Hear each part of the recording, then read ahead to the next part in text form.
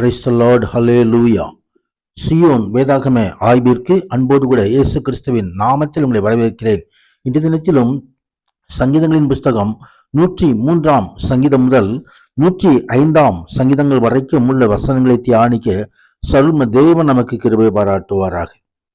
103வது சங்கீதம் கர்த்தரை ஸ்தோத்திரிக்கிறதான ஒரு ஸ்தோத்திர சங்கீதம். என் ஆத்துமாவே கர்த்தரை ஸ்தோத்திரி, என் முழு உள்ளமே அவருடைய பரிசுத்த நாமத்தை ஸ்தோத்திரி என்று சொல்லி தாவீது தன் ஆத்துமாவை உயர்த்தி தேவனை ஸ்தோத்திரிக்கிறதான காரியங்களை நாம் இங்கே பார்க்க முடியும்.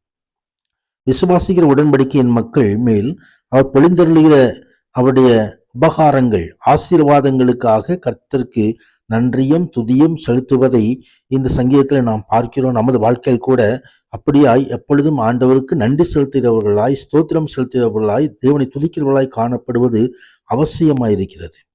கர்த்தருக்கு மகிமை உண்டாவதாக. ஆண்டவர் செய்த அநேக காரியங்களை குறித்து அங்கே தாவீது ஸ்தோத்திரிக்கிறார். கர்த்தர் மன்னிக்கிற தேவனாக இருந்தார், கர்த்தர் குணமாக்குகிற தேவனாக இருந்தார், தமக்கு பயந்தவர்களுக்கு இறங்குகிற தேவனாக இருந்தார். கர்த்தர் தமது உருவம் என்னதென்று அவர் நினைவு கூறுகிற தேவனாக இருக்கிறார். நாம் மண் என்று நினைவு கூறுகிறார். கர்த்தருக்கு மகிமை உண்டாவர். கர்த்தர் வானங்களில் சிங்காசனத்தை அமைத்து அங்கிருந்து ராஜரீகம் பண்ணி நம்ம எல்லாம் அவர் பராமரித்து நடத்தி கொண்டிருக்கிறார். அதற்காக உன்ன தேவனை நாம் ஸ்தோத்திரிக்க வேண்டும், ஆண்டவரை துதிக்க வேண்டும். எப்பொழுதும் நமது இருதயம் ஸ்தோத்திரிக்கிற இருதயமாய் காணப்படுவது அவசியமாயிருக்கிறது. 104வது சங்கீதத்திலே தொடர்ந்து அங்கே தாவீது தேவனை ஸ்தோத்திரிக்கிறதான காரியங்களை குறித்து பார்க்கிறேன். என் ஆத்மாவே கர்த்தரை ஸ்தோத்திரி, என் தேவனாய் கர்த்தாவே நீர் மிகவும் பெரியவராய் இருக்கிறீர், மகிமையும் மகத்துவத்தையும் அணிந்து கொண்டிருக்கிறீர் என்று சொல்லி தேவனுடைய அற்புத படைப்புகள் அனைத்தையும் மேலுள்ள அவருடைய பராமரிப்பையும் பற்றி ஆண்டவரை ஸ்தோத்திரிக்கிறதான காரியங்களை இங்கே நாம் பார்க்க முடியும். கர்த்தருக்கு மகிமை உண்டாவதாக. அகில உலகத்தில் தேவன் தொடர்ந்து செய்வது எதுவோ அது அவருடைய மகிமையை பிரதிபலிக்கும்.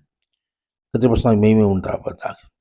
அங்கே உயர்ந்த பர்வதங்கள் வரையாடுகளுக்கும் கண்மலைகள் கொடிமசலுக்கும் அடைக்கலம், ஆண்டவர் அடைக்கலம் தருகிற தேவனாக இருக்கிறார். நாம் ஒரு சிறு ஜந்துவை போல காணப்பட்டாலும் ஆண்டவர் நம்மை பிறம்பை தள்ளிவிடுகிற தேவன் அல்ல. அவர் நமக்காக ஜீவனை தந்தவர். நான் அவரை தியானிக்கும் தியானம் எளிதாயிருக்கும், நான் கர்த்தருக்குள் மகிழ்வேன் என்று சொல்லி சங்கீதக்காரர் ஆண்டவர்களாய் சந்தோஷப்படுகிறதான ஒரு காரியத்தை குறித்து நாம் பார்க்கிறோம். 105வது சங்கீதமும் ஆண்டவரை துதிக்கிறதான ஒரு சங்கீதம். கர்த்தரை துதித்து அவர் நாமத்தை பிரஸ்தாபமாக்குங்கள், அவருடைய செய்கைகளை ஜனங்களுக்குள்ளே பிரசித்தப்படுத்துங்கள், அவர் செய்த அதிசயங்களையும் அவருடைய அற்புதங்களையும் அவருடைய வாக்கு நியாய தீர்ப்புகளையும் நினைவு கூறுங்கள் என்று சொல்லி அவன் கர்த்தரை ஸ்தோத்திரிக்கிறதான ஒரு சங்கீதம். கர்த்தரை தொழுது கொள்ளவும் துதிக்கவும் கீழ்ப்படிந்து அவரை தேடவும் இந்த சங்கீதம் நம்மை அழைக்கிறது.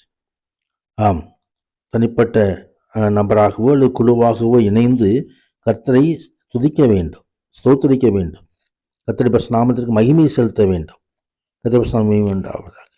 அங்கே ஆண்டவர் செய்த அநேக காரியங்களை குறித்து சங்கீதக்காரர் எழுதி அங்கே ஆண்டவரை துதிக்கிறதையும் நாம் பார்க்க முடியும். இதப்ப நமது வாழ்க்கையிலும் ஆண்டவர் செய்த எல்லா காரியங்களையும் நினைத்து ஆண்டவரை சோத்தரிப்போம். கர்த்தர் மகிமையான காரியங்களை செய்தருள்வாராக. ஆமென், ஆமென்.